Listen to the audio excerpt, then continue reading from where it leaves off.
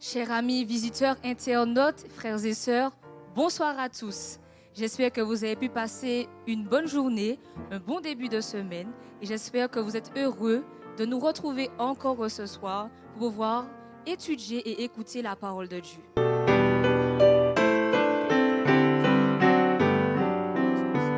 Il ne vient pas juger le monde, il vient sans nous blâmer, nous chercher dans la nuit profonde, il vient pour nous sauver. Quand nous l'appelons Sauveur, quand nous l'appelons Sauveur, c'est son vrai nom, oui c'est son nom, il vient pour nous sauver. Pour nous dans son amour immense, il mourut sur la croix. De nos péchés, de nos offenses, il porta tout le poids. Quand nous l'appelons Sauveur, quand nous l'appelons Sauveur, c'est son vrai nom, oui c'est son nom, il vient pour nous sauver. Du ciel où vainqueur il prit place ici avec amour. Nos faibles pas et dans sa grâce il nous sauve toujours. Quand nous l'appelons Sauveur, quand nous l'appelons Sauveur, c'est son vrai nom, oui c'est son nom, il vient pour nous sauver. Bientôt achevant sa victoire, il reviendra du ciel et nous goûterons dans la gloire un salut éternel. Auprès de notre Sauveur, auprès de notre Sauveur, nous goûterons un salut éternel.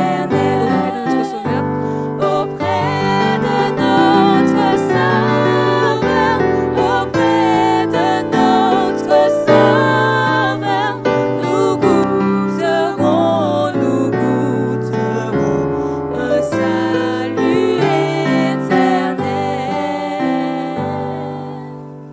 Merci à tous. Frères et sœurs, chers amis, bonsoir. Vous qui êtes en présentiel, je vous dis de passer une très bonne soirée avec nous. Et vous qui êtes sur la chaîne YouTube, la bienvenue vous est souhaitée. Et je tiens absolument à ce que nous puissions réclamer la présence de Dieu parmi nous avant de commencer le message de ce soir. Je vous invite à baisser la tête tandis que nous allons invoquer le nom de notre Seigneur. Éternel, notre Dieu et notre Père, nous croyons en ton amour, nous croyons en ta bonté, en ta miséricorde envers chacun d'entre nous. Tu nous as permis de traverser cette journée sous ta protection bénie et nous te sommes infiniment reconnaissants, Seigneur, pour tout cela. Tu nous permets de nous retrouver en ce soir autour de ta parole afin de mieux te connaître, afin de mieux apprendre de toi, parce que nous savons que tu as un plan merveilleux pour chacun de tes enfants ici-bas. C'est là ton désir le plus cher, Seigneur, de voir au grand jour où tu reviendras que tous tes enfants puissent être sauvés avec toi, puissent hériter du royaume des cieux. Et c'est pour cela que tu nous permets d'avoir ces conférences en ce soir, pour pouvoir nous tourner vers toi et comprendre tout ce que tu as en réserve pour nous. Nous te prions humblement de pouvoir diriger celui que tu as choisi pour nous parler de toi et que le message qui nous sera transmis puisse nous faire du bien en ce soir. Béni soit ton nom et merci pour ton amour, pour ta protection, car nous t'avons prié au nom de Jésus. Amen. Connecté pour écouter la parole de Dieu, qui est une lumière pour nous éclairer. Bienvenue à tous.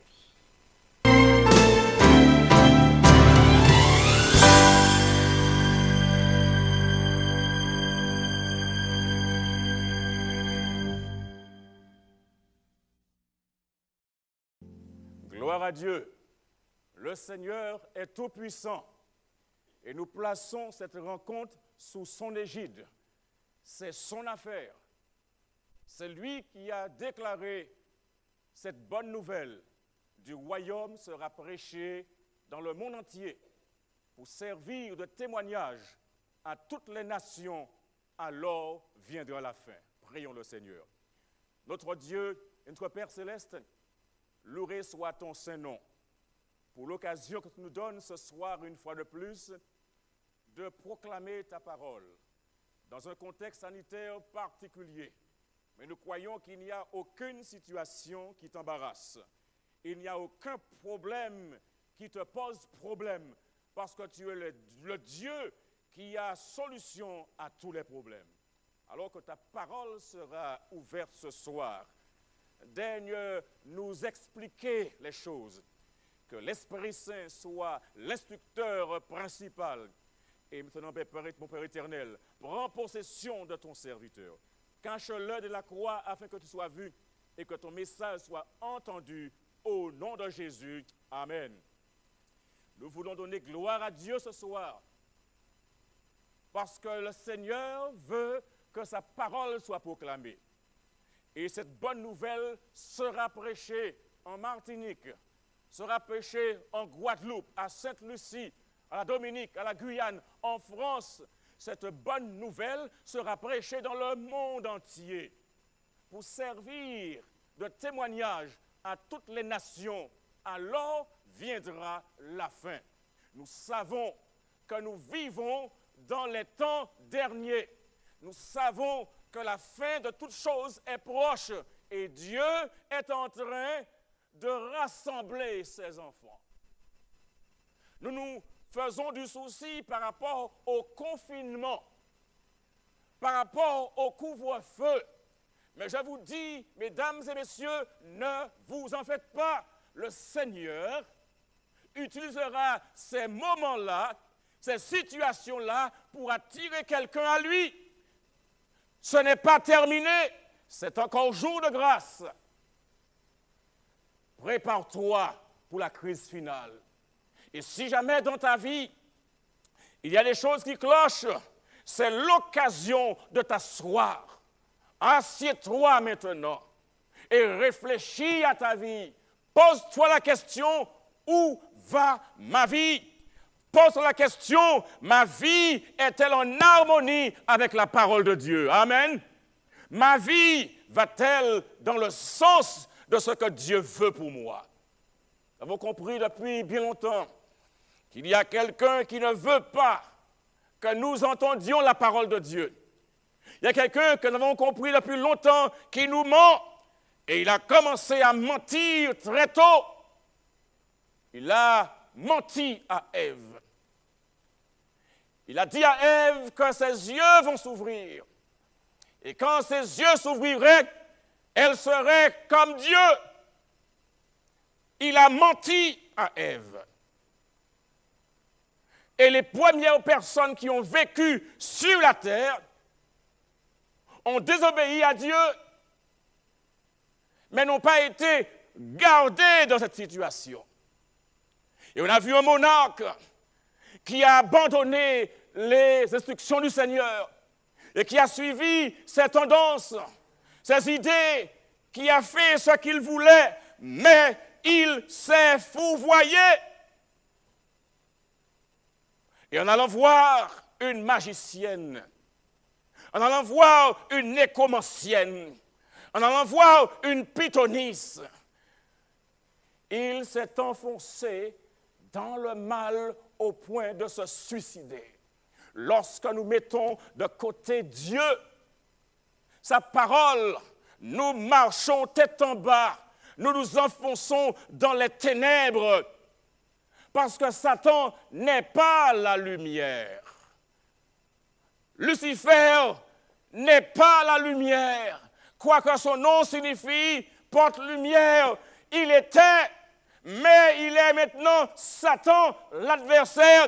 Si nous devons faire un pacte, ça doit être avec Jésus-Christ. L'alliance à faire, c'est avec Jésus-Christ, parce que Jésus, c'est la garantie. Jésus-Christ, c'est la sécurité. Jésus-Christ, c'est l'avenir. Jésus-Christ, c'est le bonheur.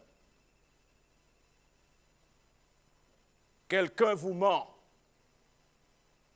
mais il y a quelqu'un qui vous dira la vérité tout le temps.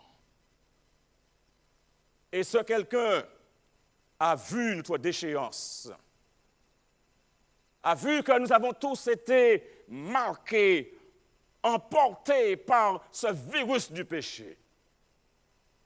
Parce que Romains 3, verset 23 nous dit « Car tous ont péché et sont privés de la gloire de Dieu. »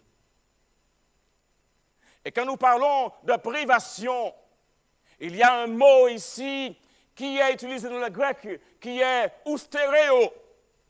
Et « oustéréo » signifie souffrir du besoin. Ça signifie être destitué. Ça signifie être dans le besoin. Et dans le récit des noces de Cana, oustéréo a été utilisé pour montrer que la provision de vin était épuisée. Et le grec sous-entend que les pécheurs continuent d'être privés, continuent de ne pas bénéficier de choses importantes. Et c'est pourquoi il est important que nous nous secouions, que nous fassions quelque chose rapidement, ne pas rester dans l'état dans lequel nous sommes, aller à Jésus tandis que notre cœur bat, tandis que ces deux jambes nous portent, tandis que cette langue parle, ce cerveau fonctionne, aller à Jésus, parce que lorsque nous allons à Jésus, eh bien, notre vie change. Nos affaires marchent. Il se pourrait que nous n'ayons pas tout l'argent du monde, mais nous n'allons jamais nous asseoir dans un coin de rue pour manger notre pain. Parce que Dieu, il pourvoit à ses enfants. Il pourvoit aux besoins de ses enfants. Et ce sens-là, de ce mot privé, hein, c'est la perte qui a conduit les hommes en tout lieu à essayer d'établir leur propre justice par les œuvres de la loi. Le salut est un don de Dieu. C'est par la grâce que vous êtes sauvés, par le moyen de la foi, et cela ne vient pas de vous. C'est le don gratuit de Dieu. Amen.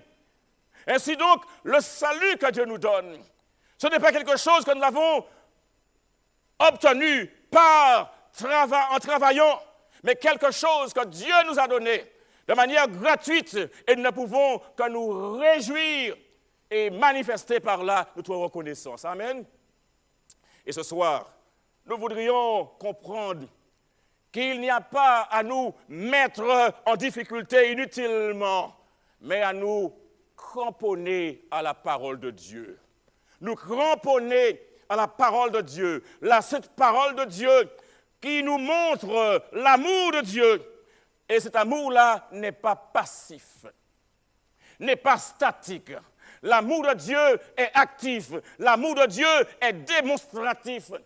Et c'est pourquoi l'apôtre Paul va dire dans Romains chapitre 5, verset 8, Romains chapitre 5, verset 8, l'apôtre Paul dit dans Romains 5, verset 8, « Mais Dieu prouve son amour envers nous, en ce que lorsque nous étions encore des pécheurs, Christ est mort pour nous. » Nous étions encore des pécheurs. Christ est mort pour nous. Il prouve son amour envers nous. Et que fait-il? Eh bien, il manifeste son amour. Il manifeste l'amour de manière inhabituelle. et de manière remarquable aux gens qui ont besoin de son amour. Pensez-vous que tout le monde a besoin de l'amour de Dieu? Ceux qui croient que tout le monde a besoin de l'amour de Dieu, levez la main. Amen. Tout le monde a levé la main. Et nous avons tous besoin de l'amour de Dieu. Le pauvre a besoin de l'amour de Dieu. Le riche a besoin de l'amour de Dieu. L'amour, mes amis, est essentiel. L'amour est important. Et Paul souligne l'importance de l'amour dans un chapitre qu'on appelle le chapitre de l'amour. C'est quel chapitre cela?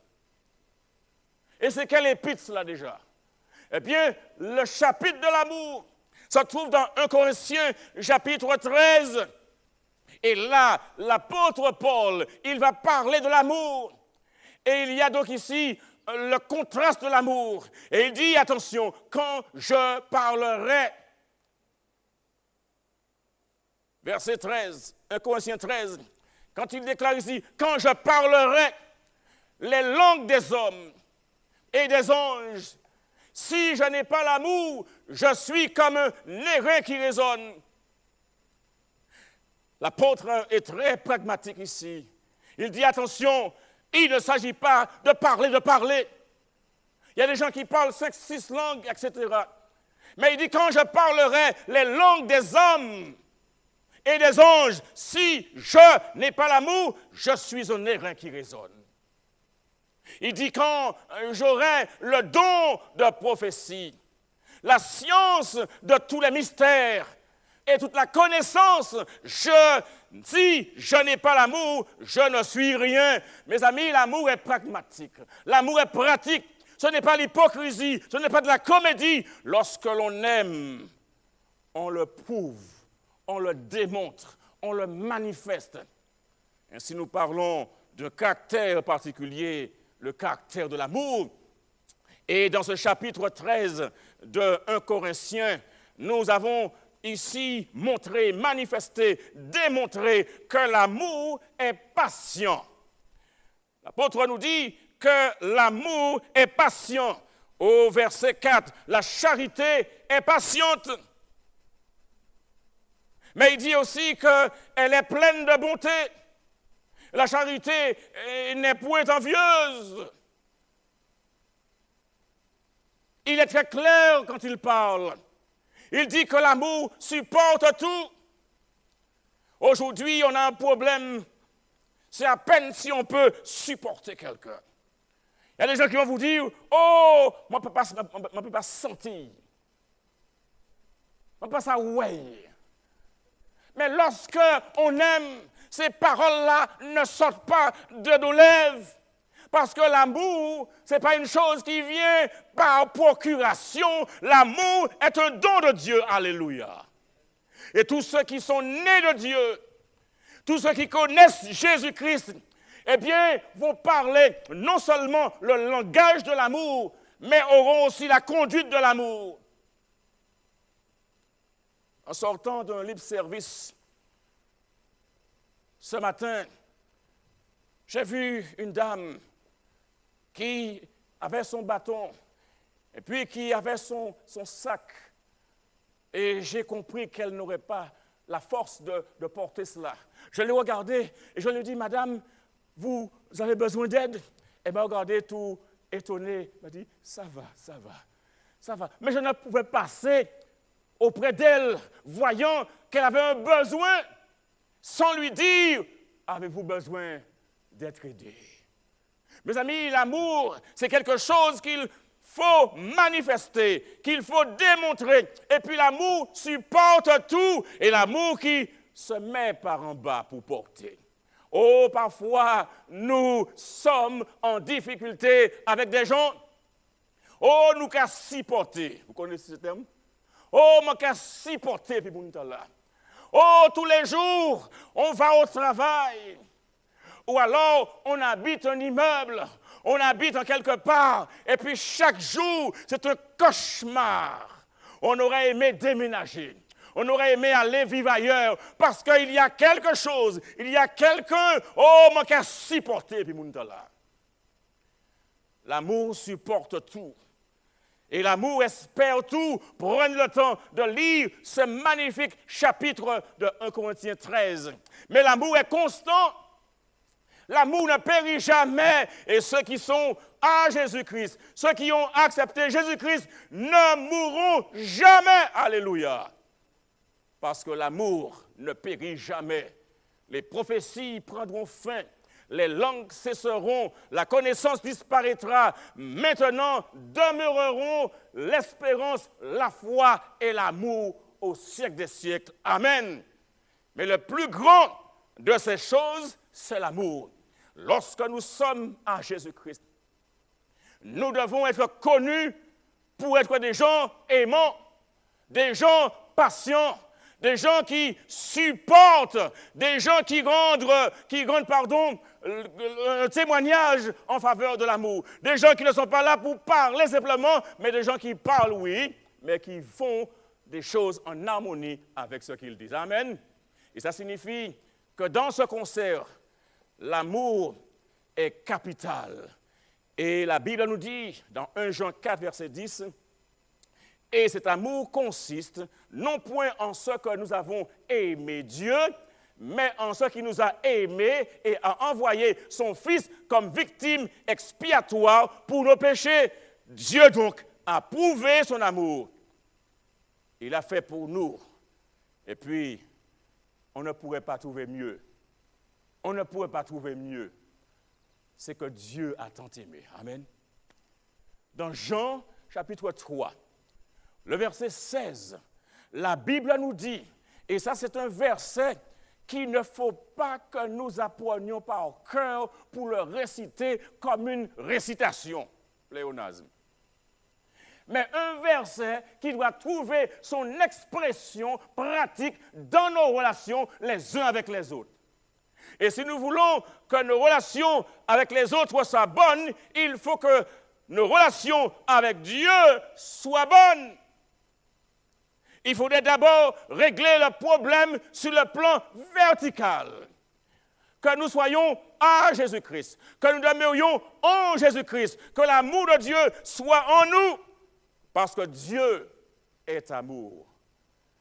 Et Jean 3, verset 16 déclare, « Car Dieu a tant aimé le monde qu'il a donné son Fils unique, afin que quiconque croit en lui ne périsse point, mais qu'il ait la vie éternelle. » Oh, mes amis, prenez votre bic, prenez votre téléphone, prenez votre ordinateur, prenez votre iPad et notez en quelque part Jean chapitre 3, verset 16. « Car Dieu a tant aimé le monde. » Et quand on parle du monde ici, il est question des gens, car Dieu a tant aimé le monde. Et nous pourrions placer notre nom ici, car Dieu a tant aimé Daniel, qu'il a donné son Fils unique, afin que si Daniel croit en lui, Daniel ne périt point, mais qu'il ait la vie éternelle. Mettez votre nom et vous verrez que l'amour de Dieu a été manifesté à votre endroit. Et cela a une démarche pratique, pragmatique. Il y a des gens qui ne se sentent pas aimés, des gens à qui on dit tout le temps « Moi pas aimé, moi pas aimé, moi pas aimé », mais répétez-vous « Dieu m'aime ». À chaque fois que quelqu'un vous dit, que ce soit votre mari, que ce soit votre femme, que ce soit vos enfants, vos parents, ou vos professeurs, ou votre patron, ou peu importe la personne, dites Dieu m'aime. Ne laissez pas ça entrer dans votre tête.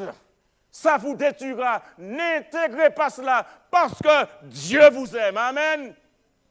Vous êtes des créatures merveilleuses de Dieu. Car Dieu a laissé le ciel a envoyé son Fils unique afin de venir sur la planète Terre. Il a pris la forme de l'homme, devenu homme, afin de sauver l'homme, parce que l'homme en péchant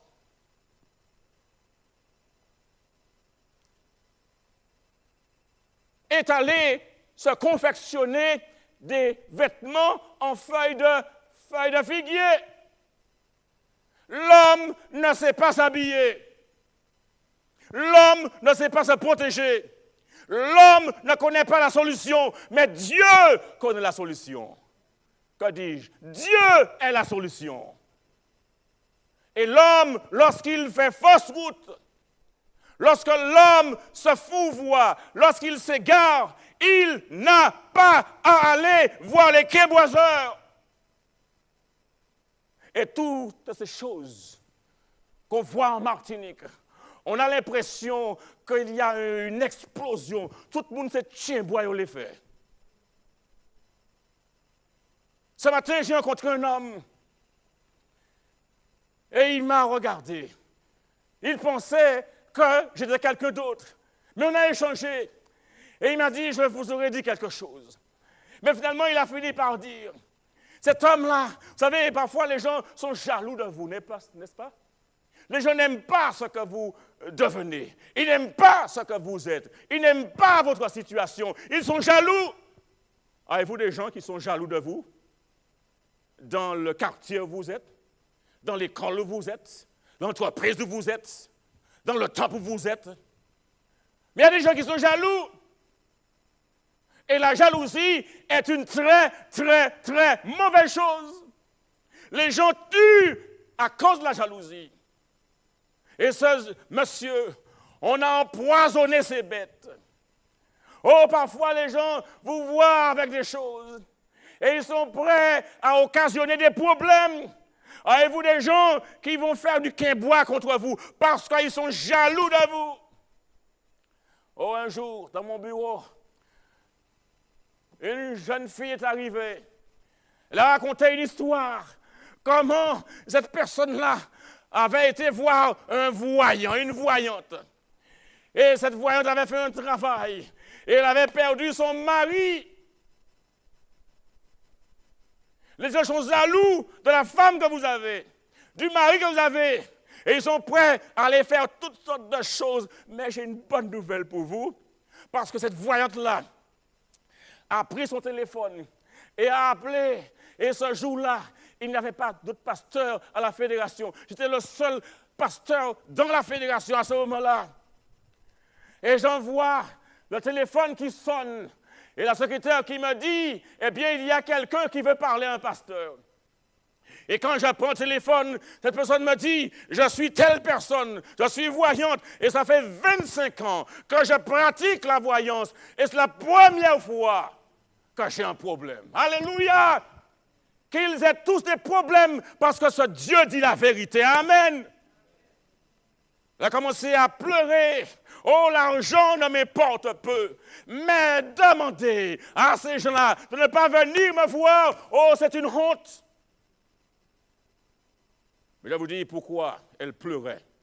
Et je cite la parole de Dieu dans Deutéronome 18, etc. Parce que Dieu a un message précis, mes amis. Et c'est un message que nous ne devons avoir aucun rapport avec ceux qui pratiquent la divination, ceux qui évoquent les morts, ceux qui font toutes sortes de sorts, céleri, etc. Ça n'est pas en harmonie avec la parole de Dieu. Et il est temps que la Martinique comprenne qu'il n'y a pas de l'argent à dépenser sur cela, à mettre de l'huile, à mettre des poulets dans les carrefours, mais nourrissent la population de la Martinique avec ces choses plutôt. Et ce qui est extraordinaire, c'est qu'il y a une bonne sœur de l'une des églises qui a prié pour cette personne. Et ce qui avait été arrangé n'a jamais pu agir. Quand vous employez du quimbois sur un enfant de Dieu, ça vous retombe dessus comme un coup de pierre. Et cette voyante était en train de pleurer au téléphone. Et j'ai prié pour elle à la fin. C'est encore jour de grâce. C'est encore jour de grâce. C'est encore jour de grâce. S'il y a une voyante, un voyant, un quimboiseur, un sorcier qui est dans la sorcellerie, dans la situation de la magie, c'est encore jour de grâce. Ils peuvent se repentir et revenir sur le droit chemin. Alléluia. C'est encore jour de grâce. Revenez à l'Éternel.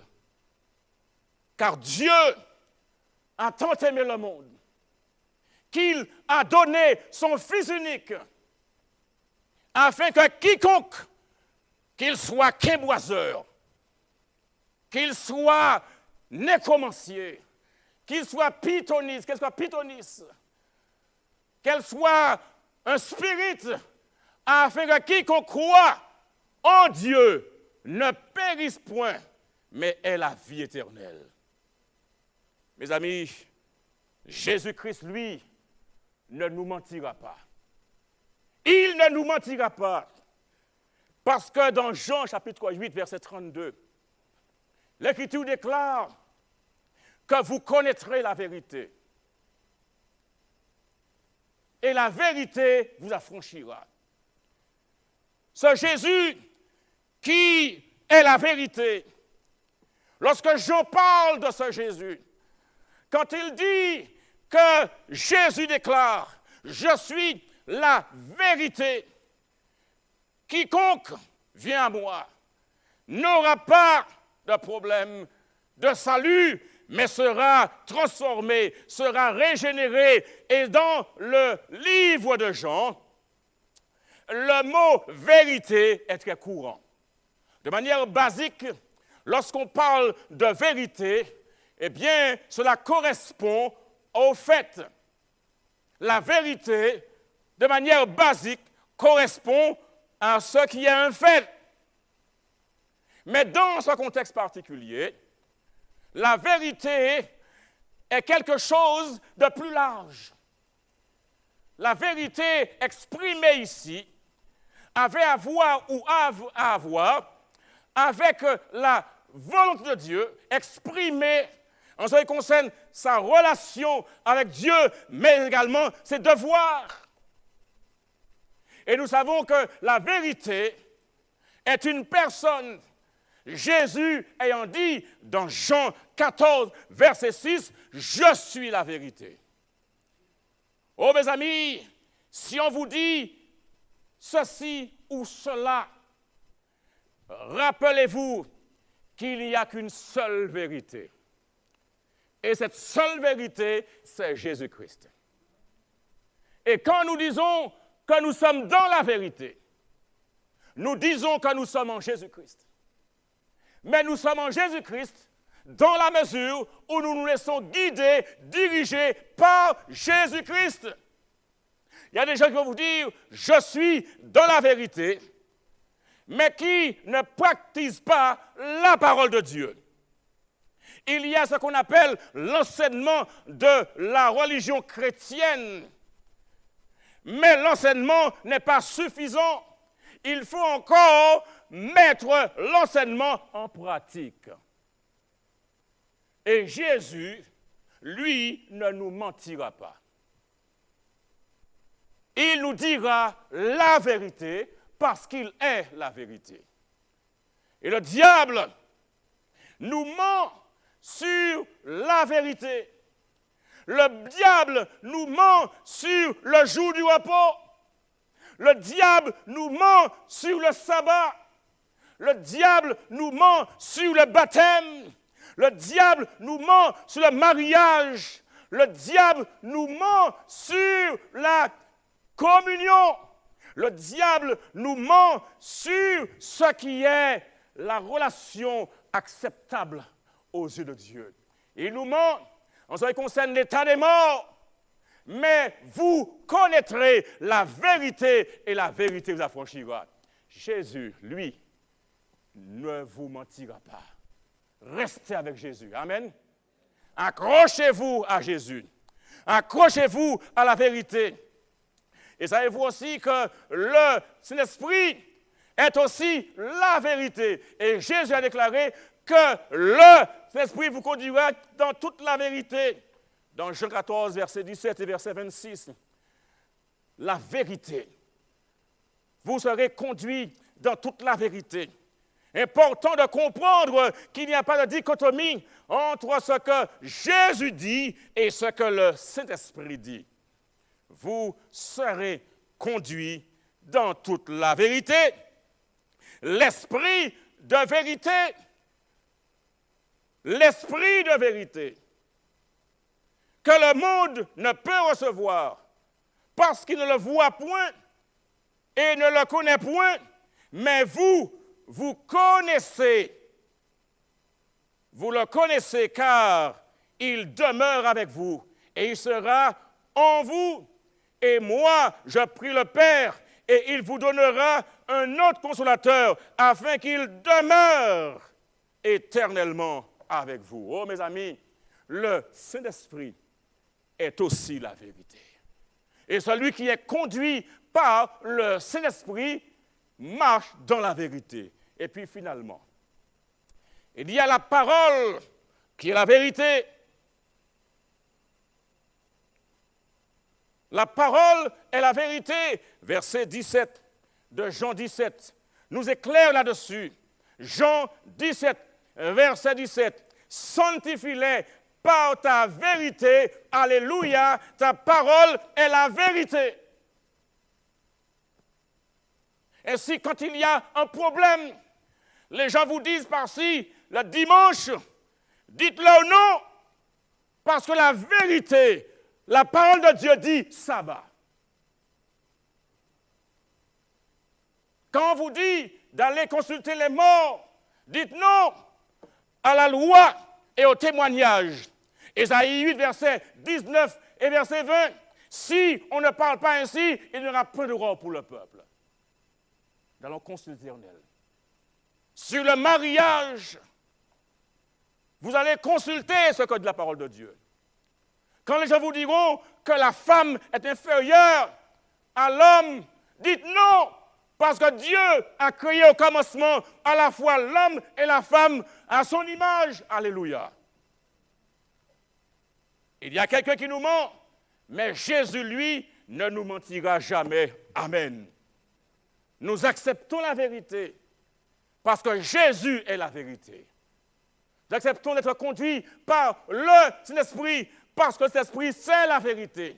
Nous acceptons d'être conduits par la parole parce que la parole est la vérité. Nous demeurons avec la vérité et dans la vérité et cela jusqu'au bout.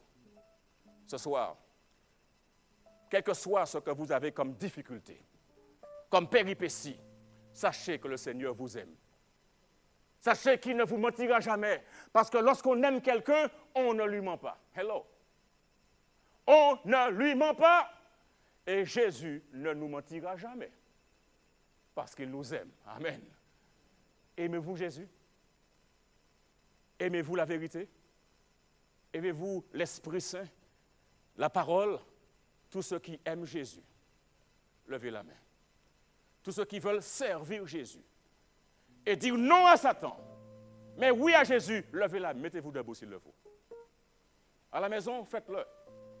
Sur le chat, indiquez que vous acceptez Jésus, la vérité. Indiquez votre désir.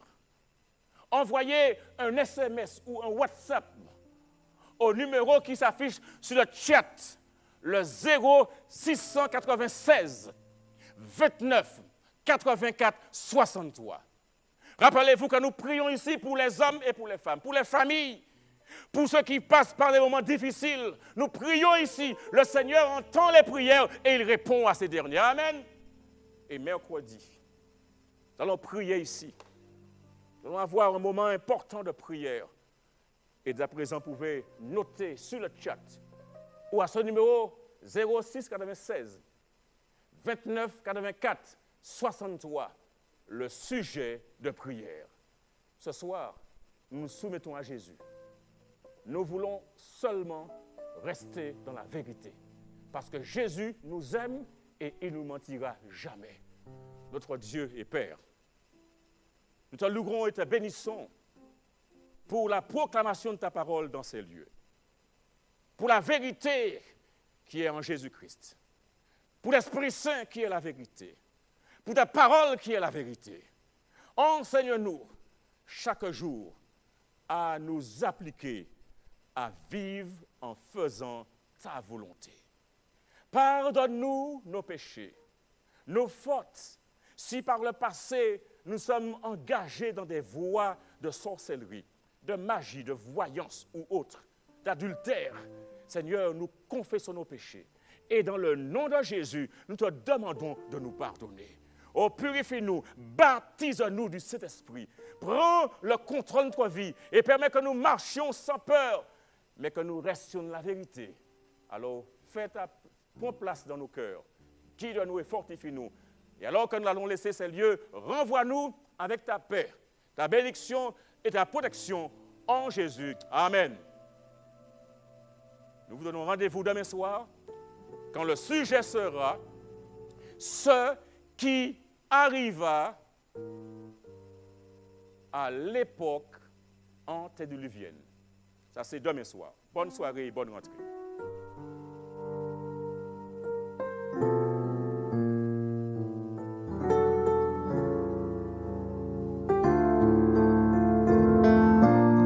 Nous vous raccompagnons avec la deuxième strophe de notre chant-thème.